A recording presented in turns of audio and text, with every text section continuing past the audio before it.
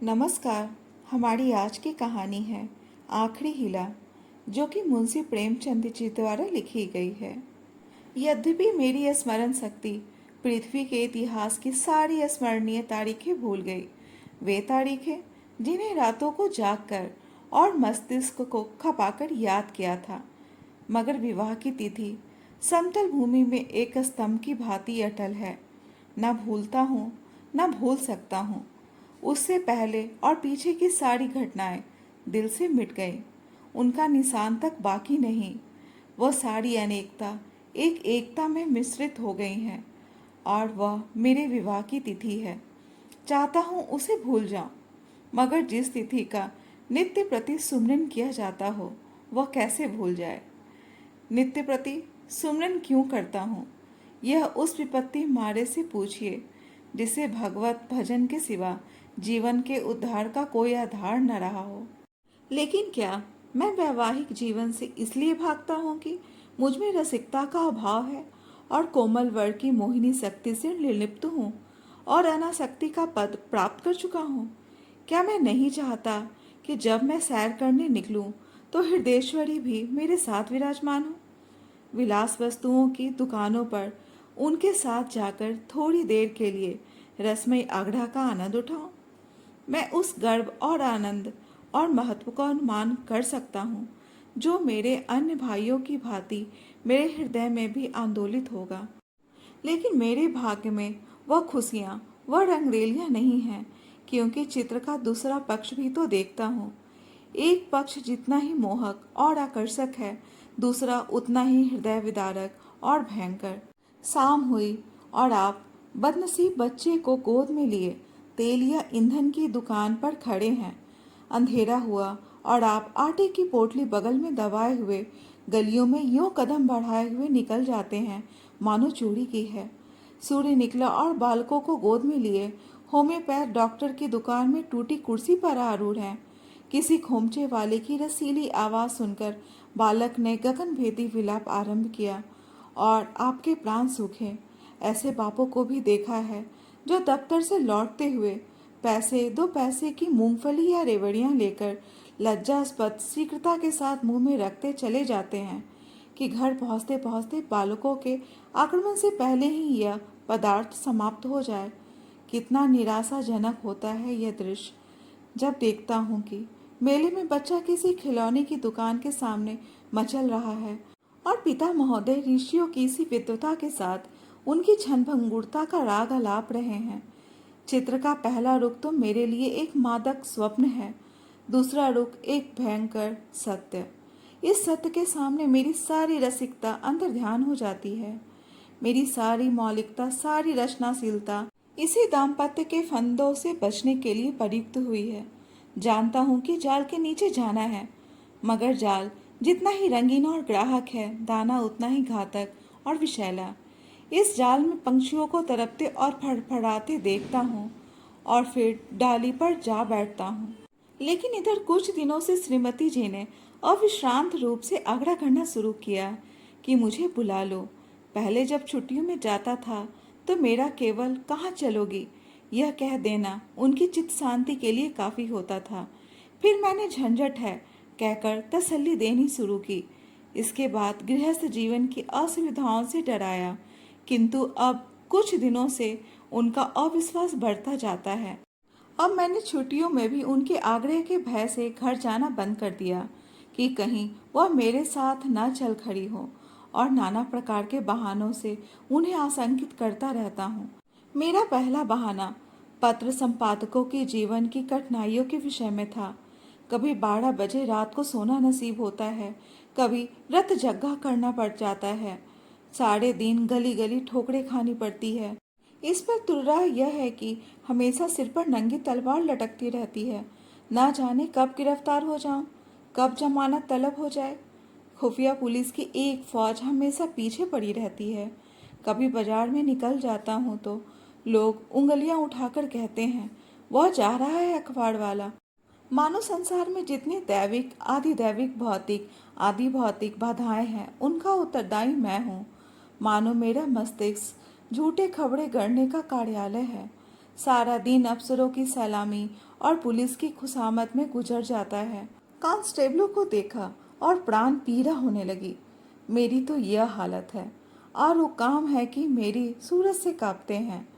एक दिन दुर्भाग्यवश एक अंग्रेज के बंगले की तरफ से जा निकला। साहब ने पूछा, क्या काम करता है? मैंने गर्व के साथ कहा, पत्र का संपादक हूँ। साहब तुरंत अंदर घुस गए और कपाट बंद कर लिए। फिर मेम साहब और बाबा लोगों को खिड़कियों से झांकते देखा, मानो कोई भयंकर जंतु है। एक बार रेलगाड़ी में सफर कर रहा था, साथ और भी कई मित्र थे, इसलिए अपने पद का सम्मान निभाने के लिए सेकंड क्लास का टिकट लेना पड़ा। गाड़ी में बैठा तो एक साहब ने मेरे सूटकेस पर मेरा नाम और पैसा देखते ही तुरंत अपना संदूक खोला और रिवॉल्वर निकालकर मेरे सामने गोलियां भरी, जिसमें मुझे मालूम हो जाए कि वह मुझसे सचेत हैं। मैंने देवी जी से अपनी आर्थिक कठिनाइयों की कभी चर्चा नहीं की, क्योंकि मैं रमणियों के सामने यह जिक्र करना अपनी मर्यादा के विरुद्ध समझता हूँ। हालांकि यह चर्चा करता तो देवी जी की दया का अवश्य पात्र बन जाता। मुझे विश्वास था कि श्रीमती जी फिर यहाँ आने का नाम न लेंगी, मगर यह मेरा भ्रम था। उनके आग्रह पूर्ववत होते रहें। तब मैंने दूसरा बहाना सोचा। शहर बीमारियों के अड्डे हैं। हर एक खाने की चीज में विष की शंका। दूध में विष, फलों में विष, साग भाजी में विष, हवा में विष, पानी में विष।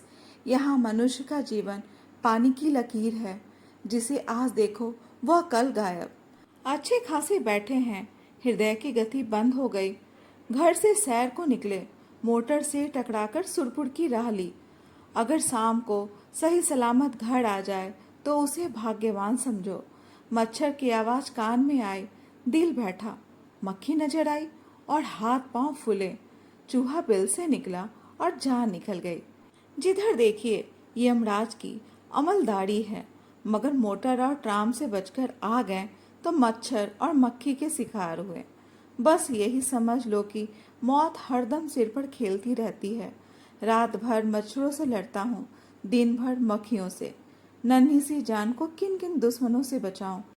सांस भी मुश्किल से लेता हूँ कि कहीं क्षय के कीटाणु फेफड़े में ना पहुंच जाएं। देवी जी को फिर मुझ पर विश्वास न आया। दूसरे पत्र में भी वही आरजू थी। लिखा था, तुम्हारे पत्र ने और चिंता बढ़ा दी। अब प्रतिदिन पत्र लिखा करना, नहीं तो मैं एक न सुनूंगी और सीधे चली आऊंगी। मैंने दिल में कहा, चलो सस्ते छूटे, मगर खटका लगा हुआ था कि ना जाने कब उन्हें शहर आने की सनक सवार हो जाए। इसलिए मैंने तीसरा बहाना सोच निकाला। यहाँ मित्रों के मारे नाको दम रहता है। आकर बैठ जाते हैं तो उठने का नाम भी नहीं लेते, मानो अपना घर बेच आए हैं। अगर घर से टल जाओ तो आकर बेधड़क कमरे में बैठ जाते हैं और नौकर से जो चीज चाहते हैं उधार मंगवा लेते हैं। देना मुझे पड़ता है। कुछ लोग तो हफ्तों पड़े रहते हैं, टलने का नाम ही नहीं लेते। रोज उनका सेवा सत्कार करो, रात को थिएटर या सिनेमा ले जाओ, फिर सवेरे तक ताश या शतरंज खेलो। अधिकांश तो ऐसे हैं जो शराब के बगैर जिंदा ही नहीं रह सकते। अक्सर तो बीमार होकर आते हैं, बल्कि अधिकतर बीमार ही आते हैं। अब रोज डॉक्टर को बुलाओ, सेवा शुश्रूषा करो, रात भर सिरहाने बैठो, पंखा झेलते रहो। उस पर यह शिकायत भी सुनते रहो कि यहाँ कोई हमारी बात भी नहीं पूछता। मेरी घड़ी महीनों से मेरी कलाई पर नहीं आई। दोस्तों के साथ जलसों में शरीक हो रही है। अचकन है, वह एक साहब के पास है, कोट दूसरे साहब ले गए, जूते और एक बाबू ले उड़े। मैं वही रद्दी कोट और वही चमरौधा जूता पहनकर दफ्तर जाता हूँ। मित्र वृंद ताड़ते रहते हैं कि कौन सी नई वस्तु लाया। कोई चीज लाता हूँ तो मारे डर के संदूक में बंद कर देता हूँ। किसी की निगाह पड़ जाए तो कहीं न कहीं न्योता खाने की धुन सवार हो जाए। पहली तारीख को वेतन मिलता है तो चोरों की तरह दबे पांव घर में आता हूँ कि कहीं कोई महाशय रुपए की प्रतीक्षा में द्वार पर धरना जमाए ना बैठे हो। मालूम नहीं उनकी सारी आवश्यकताएं पहली ही तारीख के बाद क्यों जोती रहती है। एक दिन वेतन लेकर 12 बजे रात को लौटा, मगर देखा तो आधे दर्जन मित्र उस वक्त भी डटे हुए थे। माथा ठोक लिया। कितने बहाने करूं, उनके सामने एक नहीं चलती। मैं कहता हूँ घर से पत्र आया है, माता जी बहुत बीमार है। जवाब देते हैं, अजी बूढ़े इतनी जल्द नहीं मरते, मरना ही होता तो इतने दिन जीवित क्यों रहते। देख लेना 2-4 दिन में अच्छी हो जाएंगी, और अगर मर भी जाएं तो वृद्धजनों की मृत्यु का शोक ही क्या, वह तो और खुशी की बात है। कहता हूँ लगान का बड़ा तगाजा हो रहा है।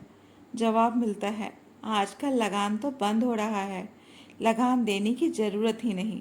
अगर किसी संस्कार का बहाना करता हूँ तो फरमाते हैं, तुम भी विचित्र जीव हो, इन कुप्रथाओं की लकीर पीटना तुम्हारी शान के खिलाफ है। अगर तुम उनका मूलोच्छेदन करोगे तो वह लोग क्या आकाश से आएंगे। गरज यह कि किसी तरह प्राण नहीं बचते। मैंने समझा कि हमारा यह बहाना निशाने पर बैठेगा। ऐसे घर में कौन रमणी रहना पसंद करेगी जो मित्रों पर ही अर्पित हो गया हो। किंतु मुझे फिर भ्रम हुआ। उत्तर में फिर वही आग्रह था। तब मैंने चौथा हिला सोचा। यहाँ मकान है कि चिड़ियों के पिंजरे, न हवा न रोशनी। वह दुर्गंध उड़ती है कि खोपड़ी भन्ना जाती है। कितने ही को तो इसी दुर्गंध के कारण विसुचिका, टाइफाइड या क्षमा आदि रोग हो जाते हैं। वर्षा हुई और मकान टपकने लगा। पानी चाहे घंटे भर बरसे, मकान रात भर बरसता रहता है। ऐसे बहुत ही कम घर होंगे जिनमें प्रेत बाधाएं ना हो। लोगों को डरावने स्वप्न दिखाई देते हैं। कितनों की ही उन्माद रोग हो जाता है। आज नए घर में आए, कल ही उसे बदलने की चिंता सवार हो गई। कोई ठेला असबाब से लदा हुआ जा रहा है, कोई आ रहा है। जिधर देखिए ठेले ही ठेले नजर आते हैं। चोरियां तो इस कसरत से होती हैं कि अगर कोई रात कुशल से बीत जाए तो देवताओं की मनौती की जाती है। आधी रात हुई और चोर चोर पकड़ो पकड़ो की आवाजें आने लगी। लोग दरवाजों पर मोटे मोटे लकड़ी के फट्टे या जूते या चिमटे लिए खड़े रहते हैं। फिर भी चोर इतने कुशल हैं कि आग बचाकर अंदर पहुंच जाते हैं। एक मेरे बेतकल्लुफ दोस्त हैं, स्नेहवश मेरे पास बहुत देर तक बैठे रहते थे। रात अंधेरे में बर्तन खड़के तो मैंने बत्ती जलाई। देखा तो वही महाशय बर्तन समेट रहे थे। मेरी आवाज सुनकर जोर से कह कहा मारा। बोले, मैं तुम्हें चकमा देना चाहता था।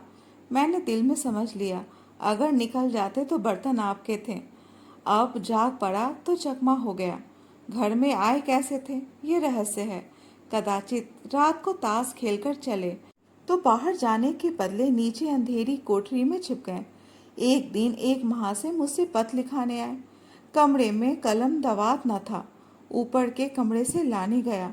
लौटकर आया तो देखा आप गायब हैं और उनके साथ फाउंटेन पेन भी गायब है। सारांश यह है कि नगर जीवन नरक जीवन से कम दुखदायी नहीं है, मगर पत्नी जी पर नागरिक जीवन का ऐसा जादू चढ़ा हुआ है कि मेरा कोई बहाना उन पर असर नहीं करता। इस पत्र के जवाब में उन्होंने लिखा, मुझसे बहाने करते हो, मैं हरगिज न मानूंगी। तुम आकर मुझे ले जाओ। आखिर मुझे 5वां बहाना करना पड़ा। यह खोचे वालों के विषय में था। अभी बिस्तर से उठने की नौबत नहीं आई कि कानों में विचित्र आवाजें आने लगी। काबुल के मीनार के निर्माण के समय भी ऐसी निरर्थक आवाजें ना आई होंगी। यह खोचे वालों की शब्द क्रीड़ा है। उचित तो यह था, यह खोचे वाले ढोल मंजीरे के साथ लोगों को अपनी चीजों की ओर आकर्षित करते, मगर इन औंधी अक्ल वालों को यह कहाँ सूझती है। ऐसे पिचासी स्वर निकालते हैं कि सुनने वालों के रोए खड़े हो जाते हैं। बच्चे माँ की गोद में चिपट जाते हैं। मैं भी रात को अक्सर चौक पड़ता हूँ। एक दिन तो मेरे पड़ोस में एक दुर्घटना हो गई। 11 बजे थे। कोई महिला बच्चे को दूध पिलाने उठी थी। एकाएक किसी खोचे वाले की भयंकर ध्वनि कानों में पड़ी तो चीख मारकर चिल्ला उठी और फिर बेहोश हो गई।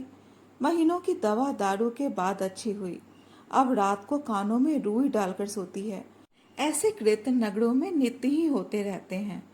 मेरे ही मित्रों में कई ऐसे हैं जो अपनी स्त्रियों को घर से ले आए, मगर बेचारियां दूसरे ही दिन इन आवाजों से भयभीत होकर लौट गईं।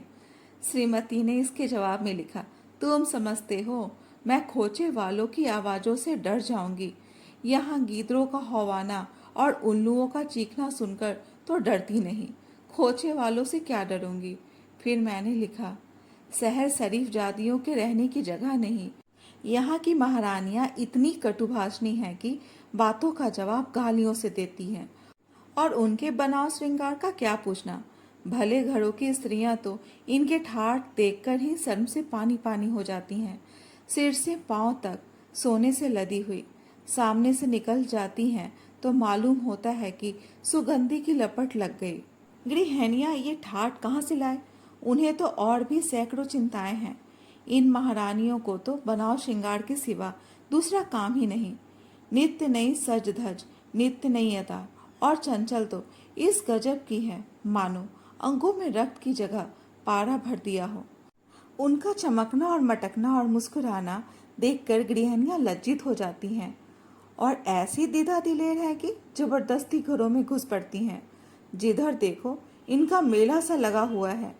इनके मारे भले आदमियों का घर में बैठना मुश्किल है। कोई खत लिखाने के बहाने से आ जाती है, कोई खत पढ़ाने के बहाने से। असली बात यह है कि गृह देवियों का रंग फीका करने में इन्हें आनंद आता है। इसलिए शरीफ जादियाँ बहुत कम शहरों में आती हैं। मालूम नहीं इस पत्र में मुझसे क्या गलती हुई कि तीसरे दिन पत्नी जी एक बूढ़े कहार के साथ मेरा पता पूछती हुई अपने तीनों बच्चों को लिए एक असाध्य रोग की भांति आ डटी। मैंने बदहवास होकर पूछा, क्यों, कुशल तो है? पत्नी जी ने चादर उतारते हुए कहा, घर में कोई चुड़ैल बैठी तो नहीं है? यहाँ किसी ने कदम रखा तो नाक काट लूंगी। हाँ, जो तुम्हारी सह न हो। अच्छा, तो अब रहस्य खुला। मैंने सिर पीट लिया। क्या जानता था तमाचा अपने ही मुंह पर पड़ेगा। दोस्तों, ये कहानी कैसी लगी कमेंट बॉक्स में अपने विचार जरूर बताएं। और अगर कहानी अच्छी लगी हो तो कहानी को लाइक, शेयर और चैनल को सब्सक्राइब करना ना भूलें। कहानी सुनने के लिए बहुत बहुत धन्यवाद।